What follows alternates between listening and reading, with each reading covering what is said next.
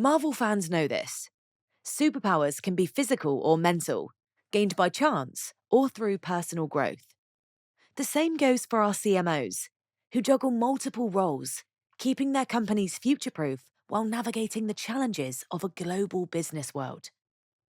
Instead of talking strategy and performance, we decided to dive into the personalities of a few marketers who are members of Service Plan's CMO Council, an exclusive group that started in Munich in 2017 and expanded to Belgium in 2022, bringing together the country's most influential marketing leaders. Please introduce yourself. So about myself, I would say my whole career, I've been building my whole career in big companies, so big corporations, and all in marketing. I started in trade marketing, actually, so a couple of years in trade marketing, and then I moved to marketing, and from there, it really has been a pleasure to, I would say, focus on brand building locally and globally. So I had like my first few years in Heineken in Milan. Then I moved into the chocolate business, moving a little bit more into global management, product innovation, etc. And then I had the luck to join where I am actually right now, which is Campari, for the acquisition of Grand Marnier at the time.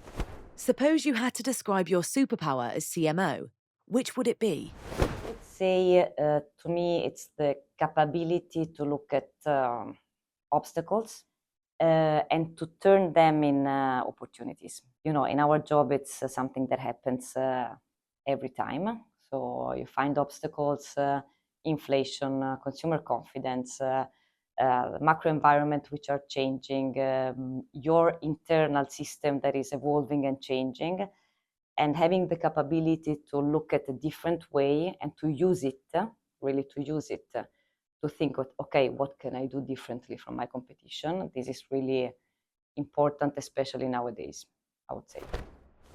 Every superhero has their own story. What did the journey that brought you to your current position look like? Are there important figures, mentors, or experiences that shaped your vision for marketing?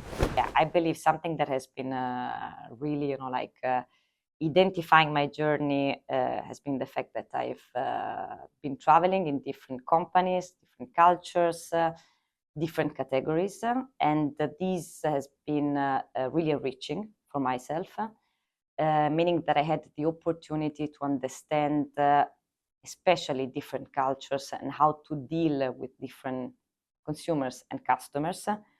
And at the very end, understand as well that you always have to go back to universal consumer insights.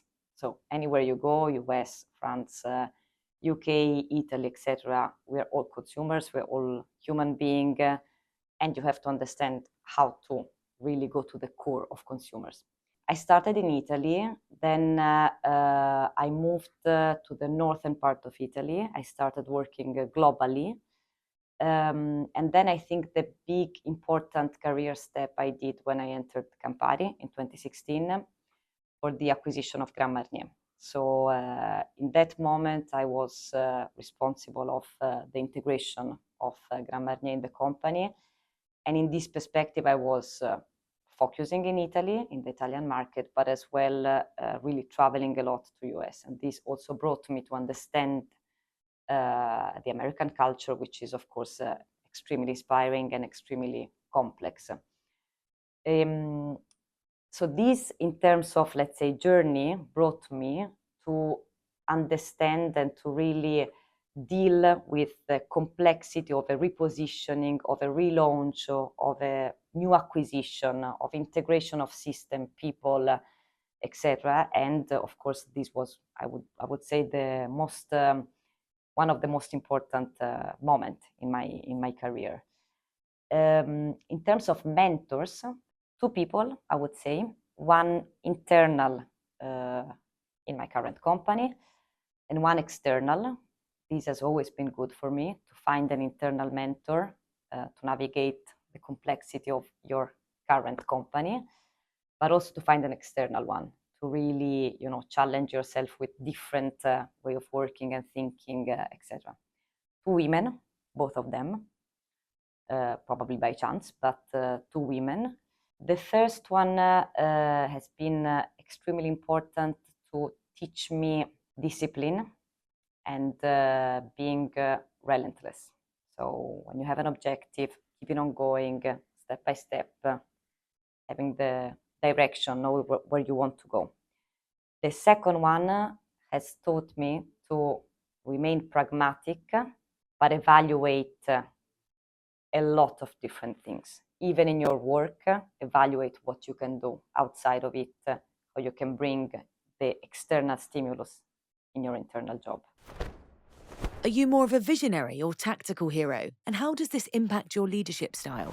So I would definitely say I'm in between visionary and strategist. I would say this is one of my strength point, to keep the kind of an inspirational vision to the team, both my team, but also my peers, potentially my management.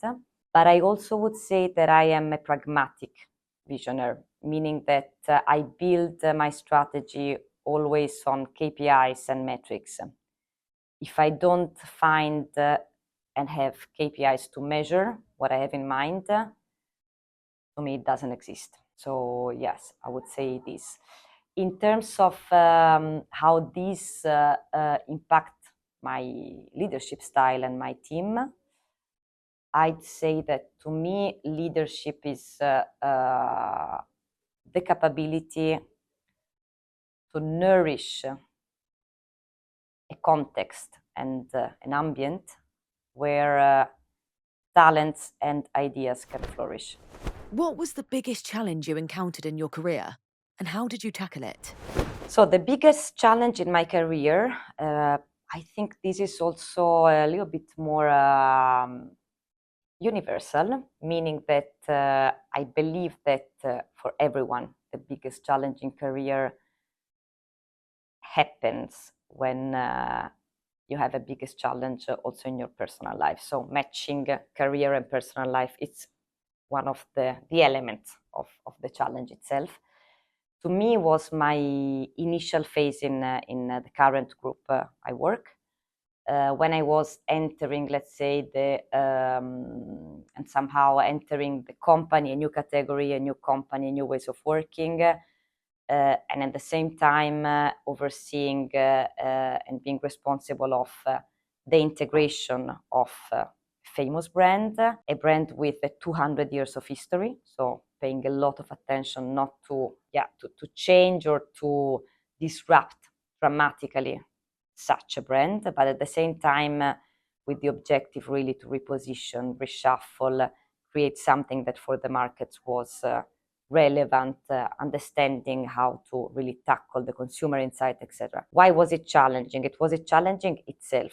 I mean, the challenge, the business challenge was important. I was quite junior at the time, meaning that if I look at myself now, I think I thought I was more senior than I was. I was quite junior in understanding really how to influence the system, how to influence my manager, how to influence the people that were working with me. And I was traveling a lot because I had to oversee US, be in US, be in France, be in Italy, etc. So I was really taking kind of a lot of flights per month. And this was also creating some imbalance in my personal life. So what I learned from that experience is that you have to approach and face difficulties step by step. You have to understand where you stand. You have to understand where you want to arrive, and you have to make the most efficient plan to go from here to there. And by most efficient means something that is affordable and sustainable as well for yourself.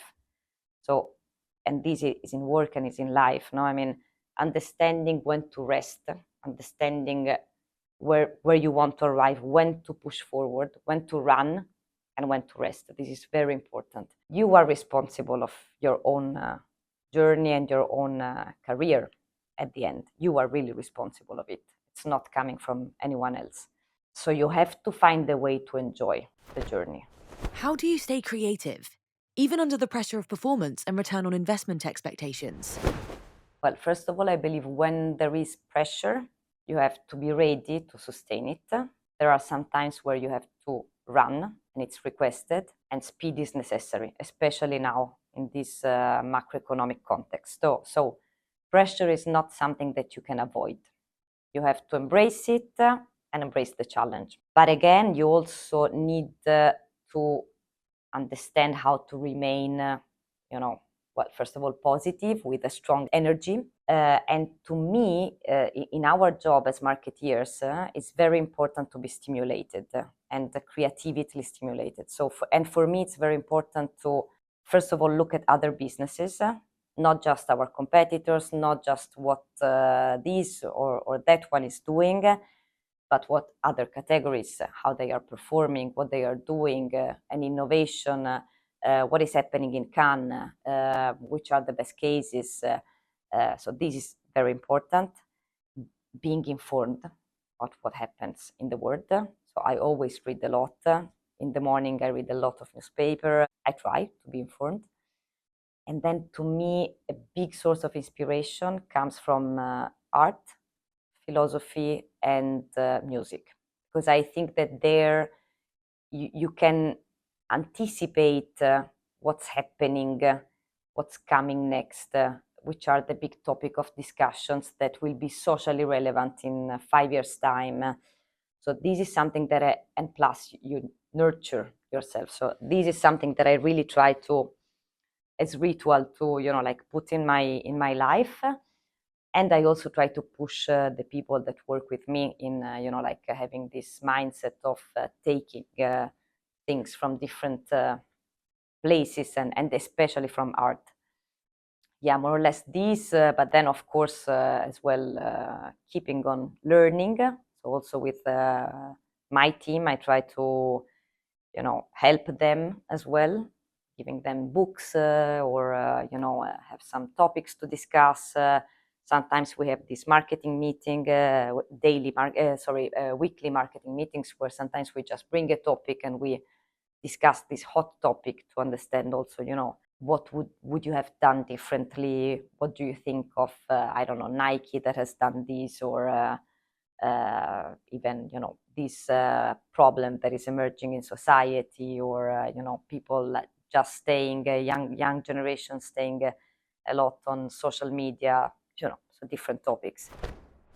Do you see working in a small dual culture market for an international company as a challenge or an advantage for a CMO?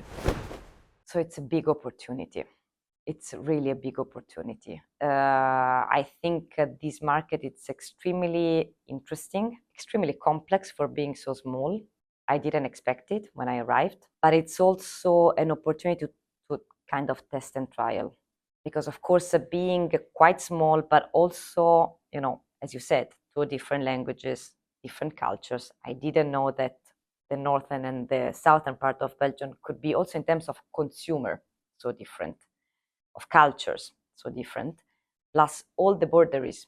So the fact that you have Germany, France, Luxembourg, the Netherlands, so all what comes out and in terms of, influence, and in terms of even, trade and product, etc. All of this is great source of, inspiration to challenge yourself, challenge route to markets which are different, and challenge your understanding of consumers, for instance. So no, it's a big opportunity, definitely. Do you agree that CMOs are facing more and more limitations in their roles? I think it's changing. It's not, it's not less or more, it's changing. So we have to understand how to navigate this change. So for sure, more rules will come, more frameworks will come, more innovation will come at the same time, technology, AI, and all of this. But I strongly believe that at the core of everything remains the consumer, and marketeers are the unique one, in my opinion, inside a company that oversee the strategic focus on the consumer insight. If you compare it with the commercial, the finance, the trade marketing, etc., we need to keep the focus on, for all the business and all the enterprise, etc., to keep the focus on the consumer. And I think this will not change. It's not changing. We just have to find a way, different ways, to influence the system and to refocus the attention of the whole system into this. I always try to remember that I am a consumer as well. So everything starts from human beings and from what we ask in the market, and this will never change. How do you use your position to positively impact society separate from your business goals?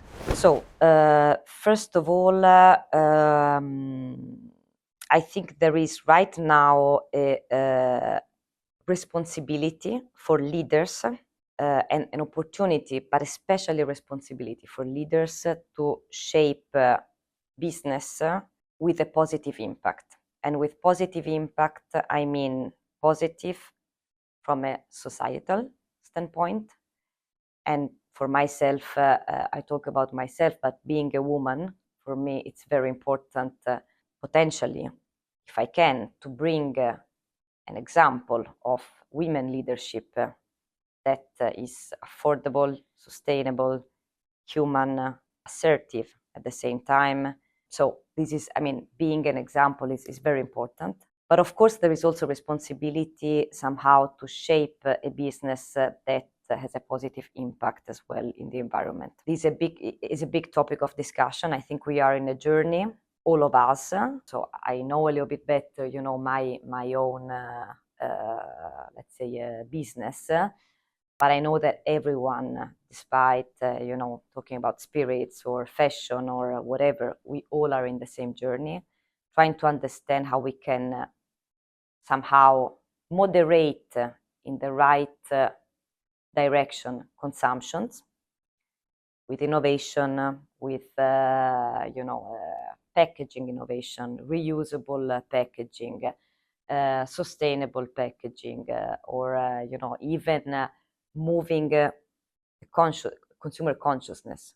So in my example, for instance, low alcohol drinking, non-alcohol drinking, etc. So this is again a journey and a topic of discussion on which we all are on the same table. But yes, I believe that societal impact, and in my case, is more leadership on women for women, and environmental impact. So how can we address you know, this topic from a product innovation and technology standpoint? These are the two big areas. As a manager, how are you preparing your company for future challenges? What skills do you think future CMOs will need? Something that is very clear now is that the challenges that we will have are predictable just in part. So every year we close the year and we say, okay, last year was very difficult. You know, we had COVID, we had this, we had that. And then the year after you have the war, and then the year after you have the presidential election, and then et cetera, et cetera. So something that is very clear is that this world is has a big, let's say, unpredictability, and there is an important, let's say, uncertainty that you have to navigate and you have to be aware of. So flexibility is crucial, and flexibility, especially for leaders, especially for marketeers. So the capability really to, you know, navigate complexity, use challenges as opportunities, change your plan, but knowing the direction. So, okay, I know that I have to arrive there, so the strategy needs to remain stable, but the capability to change the way you arrive there, this is fundamental, because we will keep on facing complexity. This is kind of sure. It's not avoidable. And then I believe it will be very important to stay curious. So marketeers need to remain open-minded, curious, and somehow influence the system and you know, their colleagues, etc., to really, you know, open different opportunities. Because the risk we have is that we see a challenge and we all face it in the same way. And curiosity is the element that brings out of the box solutions, brings creativity into the discussion, and also brings somehow energy. And we need positive energy. to drive, the discussion on the negotiation, the pricing, then there is the trade, then there is the P&L, then there is the COGS, then there is this and that. So you need to stay open-minded and curious. Yeah, I would say these are the two characteristics that we have to maintain. And on top of this, I know it's now an overused word, so I don't like to use it, but it's the right word, resilience. So keeping on, going, knowing that step by step you will arrive where you want to arrive. What advice would you give to young talents who want to become CMOs? So my first advice, especially to young, let's say, professionals, is remember that your opinion matters. This is very important because we start our careers thinking that we have to learn everything, which is true and correct.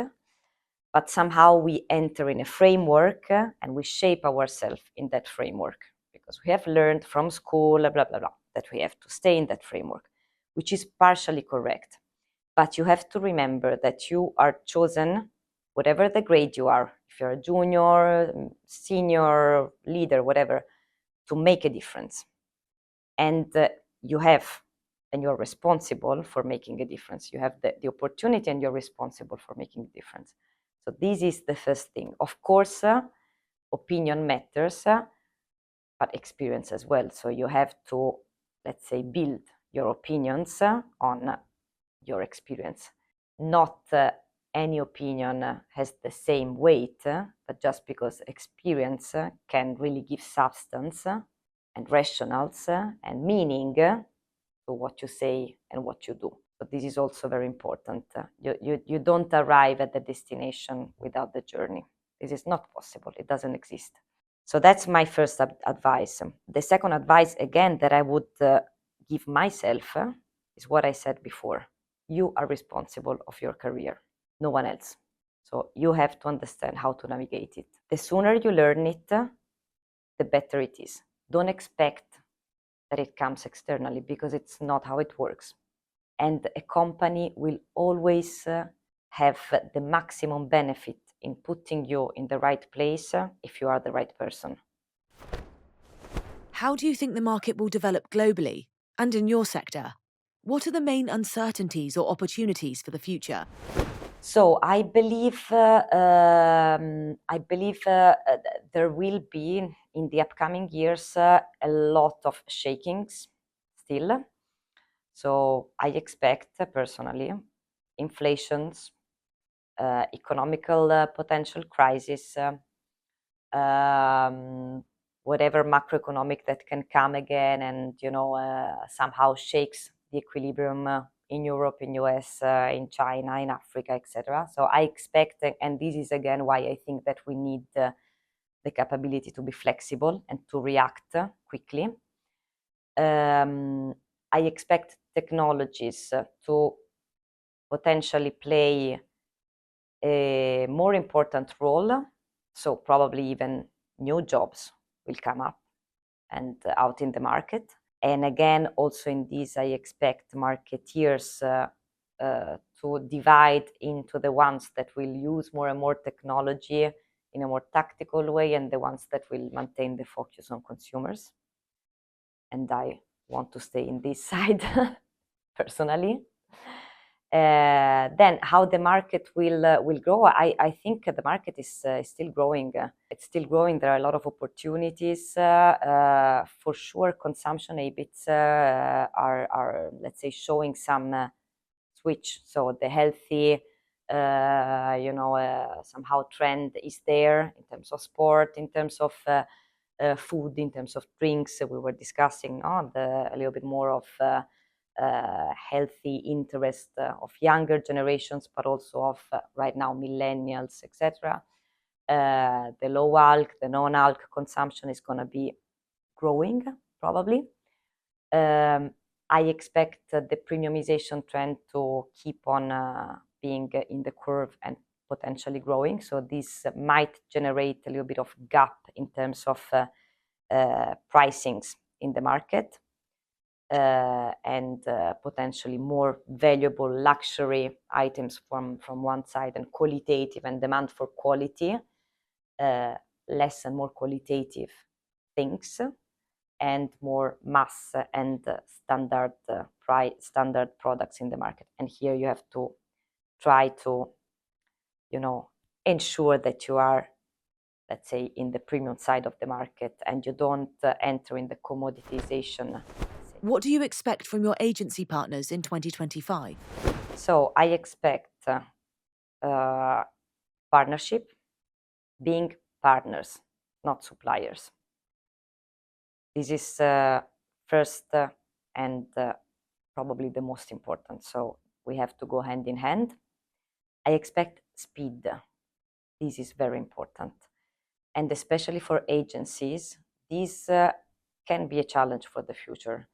Sometimes they are overstructured, or they give the impression to be overstructured, and they need to find a way to, let's say, generate and react with the speed that is requested by the market. So I expect, really having one point of reference that is capable to really, anticipate and generate speed. And then, I would say as well, anticipation, helping us to see things that we don't see in advance. This is more or less what I expect from our partners, and I believe they should expect the same from us. And that wraps up this episode. A big thank you to our guest of the day for sharing her experience, insights, and a bit of her superpowers with us. If you enjoyed this episode, don't miss the next one, where we'll continue uncovering the hidden talents and extraordinary strengths of those shaping the future of marketing. A collaboration between Service Plan Group and Media Marketing.